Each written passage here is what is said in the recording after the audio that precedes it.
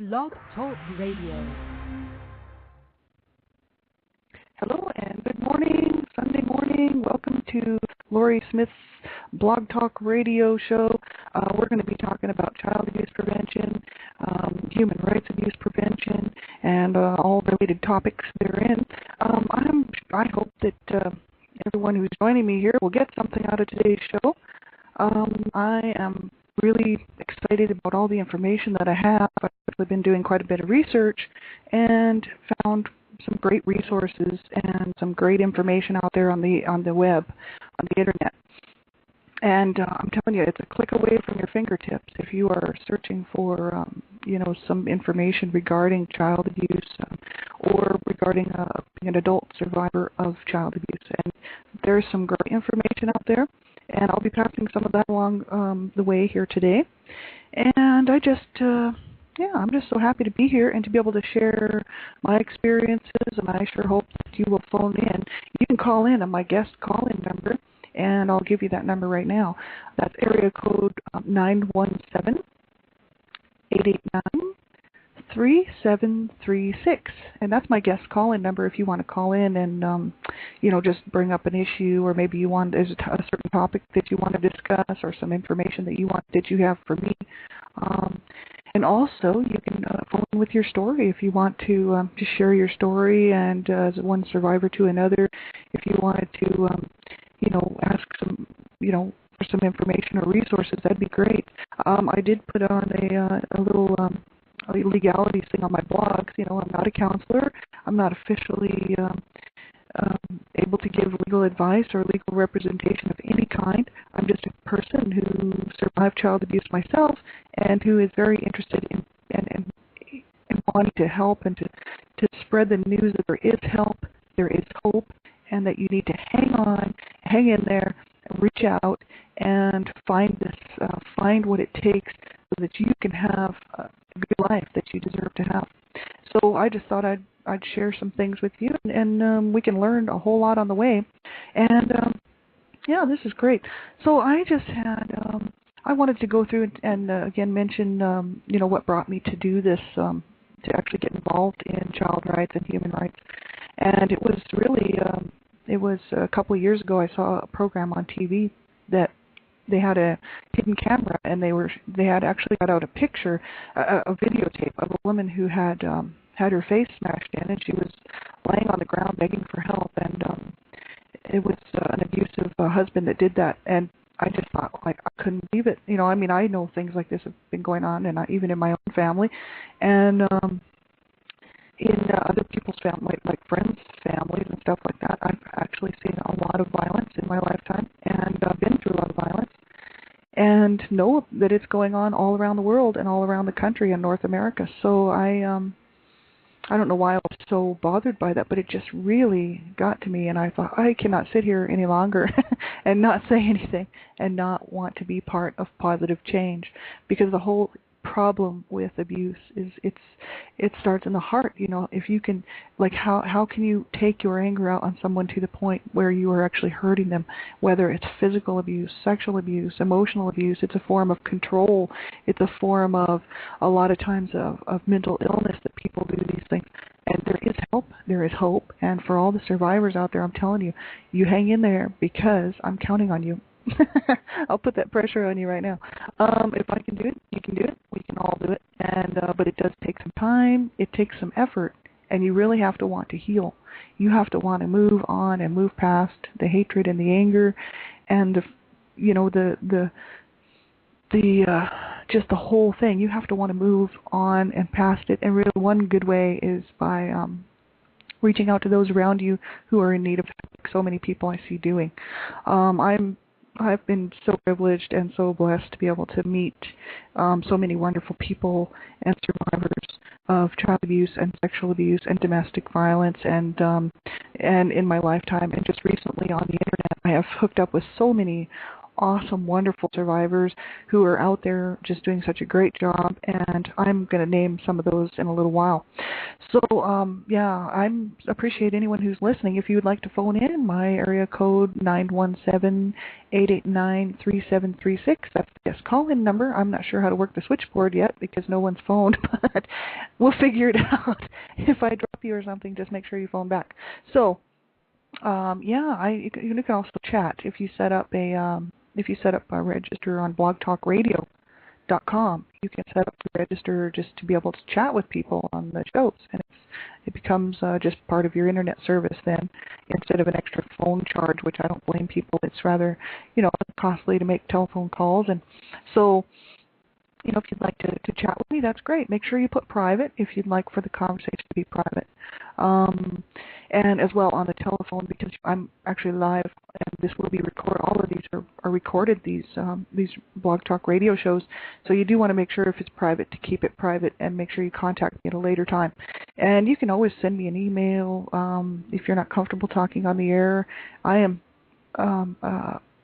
I've over the years have relied on so many people's shoulders, and I am a good shoulder and ear to listen. And if you just want to talk or tell your story, please do. And if it's private, it stays with me. If you'd like it aired, let me know.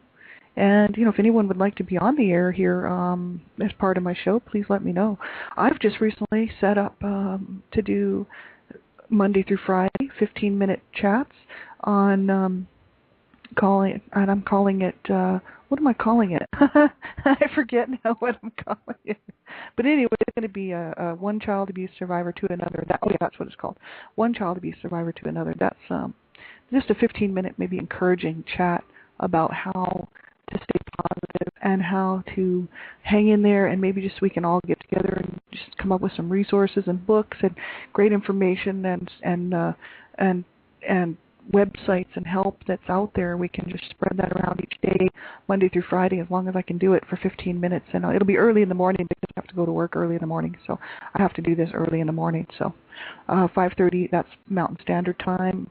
And that would be 7:30 Eastern Standard Time. And so I'm just so happy to be here. And I thought we might talk about the reason for the show actually is to promote, child abuse prevention and human rights abuse prevention in a positive way. So that's to promote and educate ourselves and anyone who's listening about child abuse issues. And I had a good friend of mine, a really super good friend of mine, who's really family, actually asked me to talk today on a topic of what to look for child abuse signs of child abuse, and what a person can do to get involved, like to help a child that they might see in need. And so I told her that I would mention some of that today. And you can find this information. It's all over the web. I'll go through some of it today because it's good practice and good information for me too. But down in the States, there's some great websites, and I'm just going to go ahead and share some of those with you right now. There are, down in the States, it's Preventing Child Abuse and Neglect. It's the Child Welfare Information Gateway at www.childwelfare.gov. And there's great information on there about child abuse and what the signs of child abuse and what to do to prevent child abuse. Up in Canada, we have the Public Health Agency of Canada, which is has child abuse prevention resources, great information. I've been on there and pulled some of their information and quoted. This is their website, www.publichealth.gc.ca. And so you could get some great information on there. Also, I'd like to really promote and point out Dream Catchers for Abused Children.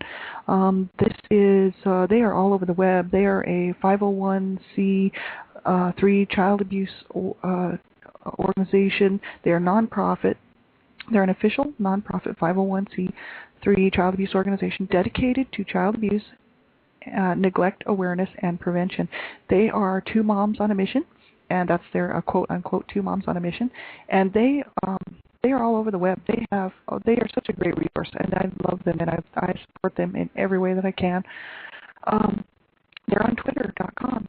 /abusedchildren. They're on myspace.com/abused_children. If you just start typing in Dreamcatchers for abused children, Dreamcatchers, one word, DREAMCATCHERS, Dreamcatchers for abused_children.com, you can pull up all of their resources. They're on YouTube. They're soon to have a Blog Talk radio show, their own radio show, and that's coming up in January, which I'm going to tune into every day or whenever they're on. So it's just some great information that you can get off their website about the signs of prevention and what to do about intervening. They are a great resource, and I highly recommend their website. They are really working hard and overtime to help prevent child abuse and to help those adult survivors of child abuse. And so, yeah, take a look at their websites. And if you're interested in calling in here, again, I'll repeat my guest call-in number. That's area code 917-889-3736, or you can send me a chat message. If you'd like, that'd be great. Make sure you put private if you'd like it to stay between me and you. So, yeah, what are we looking for? Child abuse, physical abuse, sexual abuse, emotional abuse, neglect. It's all part of a complex problem. It's I pulled this information off of the Public Health Agency of Canada at www.publichealth.gc.ca. It says no single factor can explain its causes. Studies have indicated that many social, psychological, and economic factors are associated with or are precursors to child abuse, and I'm quoting this right off their page. These factors are so complex and intertwined that it's impossible to pinpoint any single or exact cause of child abuse. But most commonly reported are cases of physical abuse and neglect, followed by reports of sexual abuse and emotional abuse. So here's some signs, physical abuse. Here's some signs that they've listed, and I'm quoting right off their page. Causes injury to the child, assaults in forms such as hitting, kicking, biting, pinching, throwing, burning, or poisoning. It is also considered to be physical abuse when an individual omits behavior that would protect the child from injury. Sexual abuse, this could include any form of sexual exploitation of children, whether or not the child has consented to the act. So it includes sexual intercourse and any touching of a sexual nature. So child sexual abuse is the misuse of power by someone who manipulates, tricks, forces, or coerces a child or adolescent into sexual contact or interpersonal behavior. It includes incest, sexual molestation, sexual assault, and the exploitation of a child for pornography or prostitution. The Canadian Institute of Child Health, 1994. This is off the www.publichealth.gc.ca page and the website, Child Abuse Prevention Resources. Emotional abuse, this includes such behaviors as repeated, threatening, confining, belittling, humiliating, or ridiculing of a child. These actions tend to attack a child's sense of self, and over time, the accumulation of the effects of such treatment may be dramatically harmful. That was provided by the Vanier Institute of the Family in 1993. Some great information here. Neglect, this includes deprivation of food, clothing, or shelter, inappropriate or non-existing supervision of young children, failure to provide medical, dental, or psychiatric care when it is needed, failure to prevent or treat physical or emotional injury, deprivation of emotional, nurturing, or physical and cognitive stimulation, or failure to educate a child in accordance with legal requirements. So these are all human rights, basic human rights, people. And I'm telling you, if you're a survivor out there and you have been through any of these, there's help for you, there's hope. And I know because I've experienced pretty much all of that. And it's really sad because most people in my world actually were so, I don't want to say screwed up, but so not thinking clearly that they just didn't realize what was happening in our family was wrong. And that my parents' behavior, and especially my mom's behavior towards me, was very inappropriate and wrong, and that they all thought that maybe I deserved to be treated that way, which is really incredibly wrong because it's not right. You just don't treat children like that. And if you read my blogs, I've got 2 blogs. I've got one called Not So Fond Memories Growing Up in an Abusive Home that I just recently started writing, and that's my story. You can find that on Blogger. And that, again, is Not So Fond Memories Growing Up in an Abusive Home. And I also have a blog that I wrote for school, which I started for school because it was a requirement. Called it promote positive change for human rights abuses.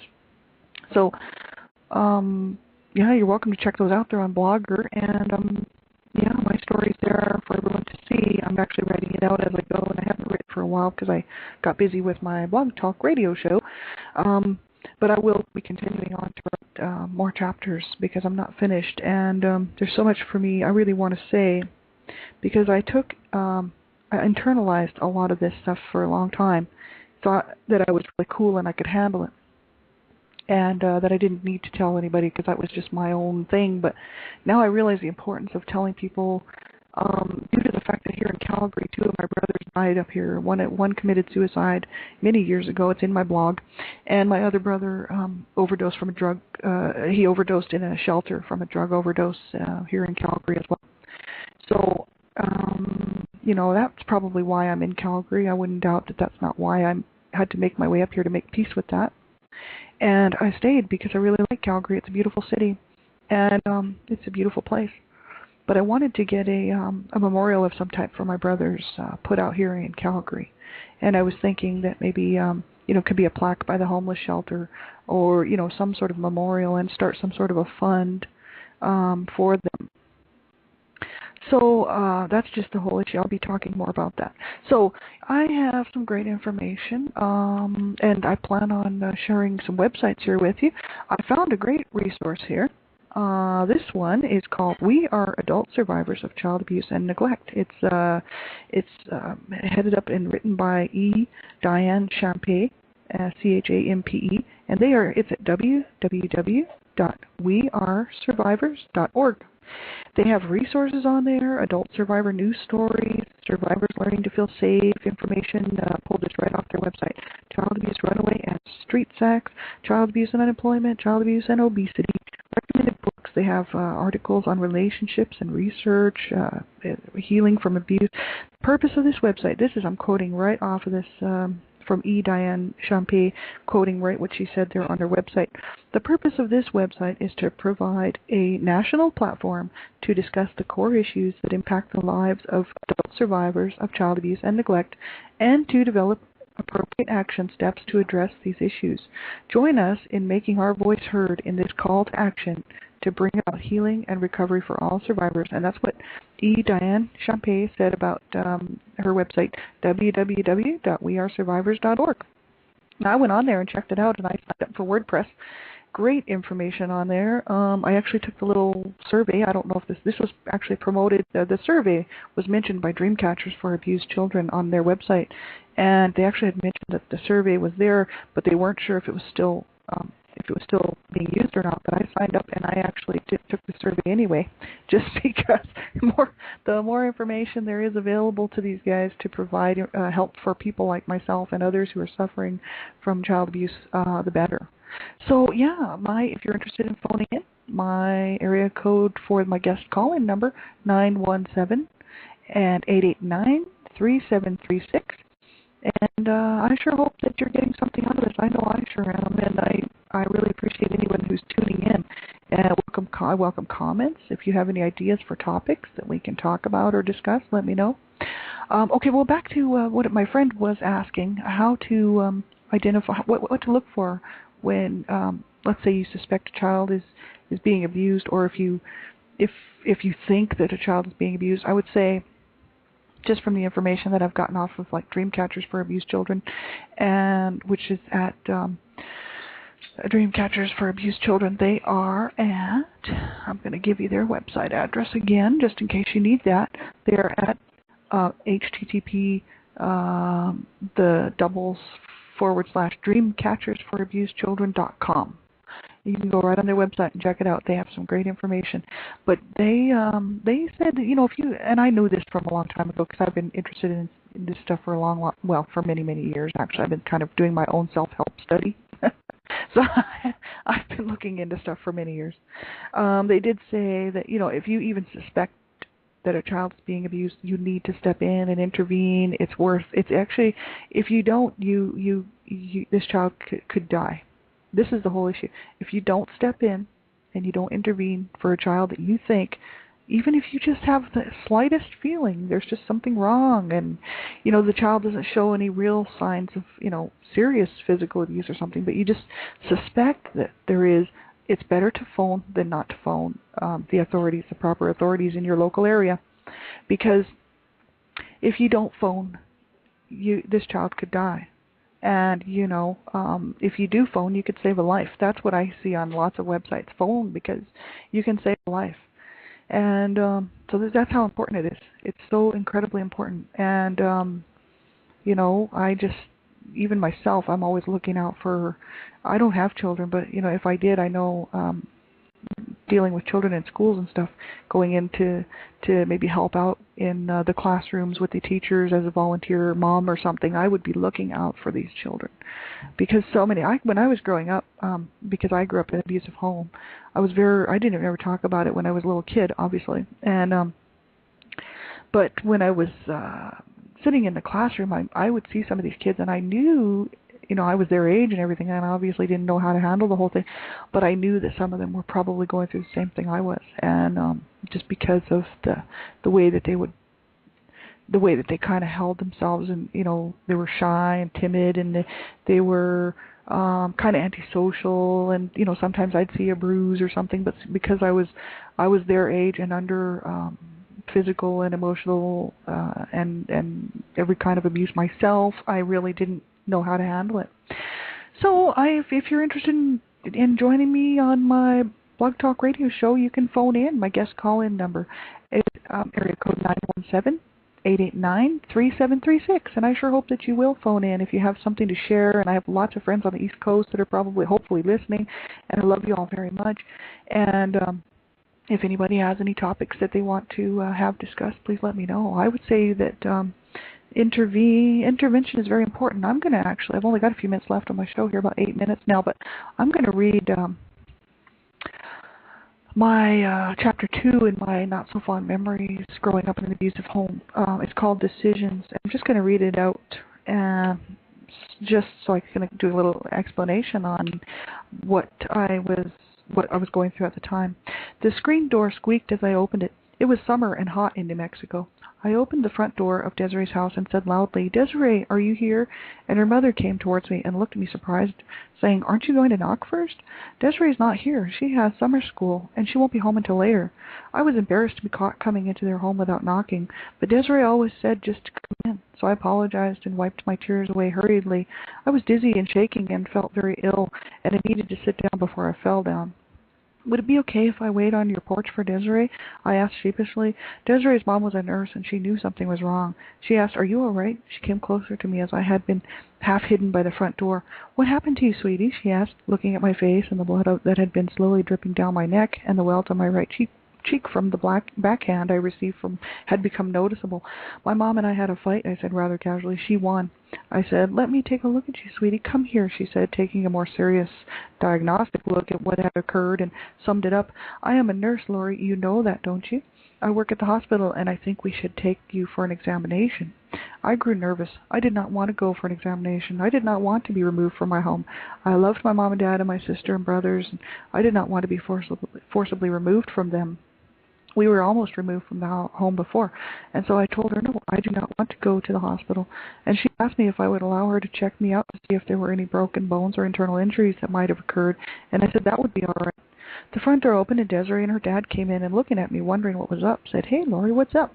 Her mom told them what happened, and Desiree and her mom proceeded to get me looked at and cleaned up. We all sat in the living room afterwards, trying to decide what to do. I had a small crack on my skull, not bad. The bleeding had stopped, but Desiree's mom, BJ, which stands for Beverly Joy, thought it would be better to go to the hospital. We sat there talking, and I had a bag of frozen vegetables for my face and head and ice packs for my back. They asked me questions like, "Does this happen often at your house, Lori?" I said it was just the way it was at my house. Desiree chimed in, "Yes, you should see how mean they treat Lori." I was over there and I saw for myself. "They are all crazy," Desiree said with a slight laugh. I had told Desiree to leave one time when she was over at my house. We had been listening to a Styx album, and my dad had burst into the room and told me to turn that devil music off. I did not listen to him, but just turned it down, and he got angry. And by this time my mother had become angry, and the two of them were mad at me and threatening bodily harm. I told my dad that I hated his guts. I told him to his face, "I hate your effing guts." And he instantly had me up against the wall, pinned by his knuckles in my ribs, and was pushing and pushing, digging into them. And if you don't think that hurts, make no mistake. He then with one hand started to take off his belt. And Desiree, who had been witnessing this whole event take place, stood in unbelief. She did not know what to do. I told her as the belt buckle struck my face, "You better go, Desiree." She went home. I got knocked down to the floor and beat. So Desiree related what she had seen to her parents, and BJ and Olin sat there looking at me and talking amongst the four of us. "Do you want us to intervene?" "We will intervene on your behalf if you want us to. I really think we should." I told them I did not want them to go to the police, as we had been nearly taken from our parents before, when my brother Rob was just a young kid. He showed up at school in a winter turtleneck in the middle of the hot New Mexico summer, and a nurse noted bruises on his face and spoke to him. He told the school nurse that he was afraid to go home, and the authorities became involved. I remember being a very small girl and having to take my clothes off for the 2 social workers assigned to our case on a regular basis. Our mother pleaded with the court to allow us to stay, and the court said only if my parents agreed to go to counseling. They went twice, and we moved to Canada. So that's the thing. I don't know. I questioned my decision. I guess, no, I had to do it in my heart. I would have been quite miserable to be removed from the home, even though my mom was always kind of saying stuff like she wished that I was living elsewhere, that I was in another home. She was actually threatening to put me into another home, and for a long time. And even when I had kind of threatened to run away, she would say stuff like she didn't care because she just wanted me out of the house. And that's when I was a young teenager, and I know the effects of that can be very damaging because I was looking for approval from my parents. I was looking for just some real care, and it just wasn't there. So it was hard, but you can overcome and you can move past things like that. And I know my story is very, similar to a lot of people's, and I know that there's so many. I grew up with many people whose story is worse than mine. And so if you have a story that you'd like to share, please feel free. You can phone me anytime. Actually, you can send me an email, and you can be on the show if you'd like. And if you just want to to have a chat personally and privately, that's fine. And my guest call-in number, area code 917-889-3736. And so, yeah, I just, there's these people that came in that I, they wanted to intervene for me, and had I said yes, they would have. And I know they went back and talked to my mom. That's in another, I'll read that, that's chapter 3. But they did go and talk to my mom, and her mom did. And I was actually afraid for her mom because I was thinking that my mom was going to beat up her mom. So, because my mom was pretty vicious, but she just told her flat right out. She said, if I see any signs of abuse, or if we hear of anything more happening, we are going to intervene, and we will call the police. And because she was a nurse and she had seen lots of crazy stuff, and her children were so loved, and that was such a loving home, and I was so. They actually, at that point, sort of took me in and started to really become the parents that I needed in my life. They cared genuinely about how things were going for me in my life and at school, and even though I was doing drugs and smoking pot and stuff, and they probably knew that, but I think that they just wanted to reach in and reach my heart instead of trying to. I think that's because they knew that it was going to have to happen in my heart. So I've got 1 minute left, and I just want to thank everyone for joining me. And I hope that you'll join me. I'll be back tomorrow. Actually, I'm going to be on Voices of Hope tomorrow night. That's Hope for Healing. Hope for Healing's Blog Talk Radio show. I'll be on there tomorrow night, and you can check them out on Blog Talk Radio. That's Gail Crabtree, and she's awesome. And I'm going to be a guest. Actually, she humbly invited me to be a guest there, so that's wonderful. And I'll be back on Monday morning at 5:30 Mountain Standard Time for 15 minutes, just for a quick chat, Monday through Friday. And again, then I'll be doing another evening chat during the week. So please check my schedule. You can check my schedule out and see the times and stuff if you're interested. And I thank you for all who are standing up for child rights and standing up to say stop child abuse and stop human rights abuses. It's up to us. It's literally up to you and me. And I say for all of you survivors, hang in there You know you can do it. You know you can. I am counting on you, and I want to hear some survivor stories. I want to hear some positive stuff from you guys. I want to hear how you are going to survive and how you are going to make it, how you are going to fight to live, and that you will win. I win, you win, because we stay alive and we pass the word on. Stop child abuse, and it's up to us. And I thank everyone involved for helping the children. And I just hope you'll join me again. And until then, take care and hope that all goes well in your life. And I hope you have a great week, and I hope to hear from you.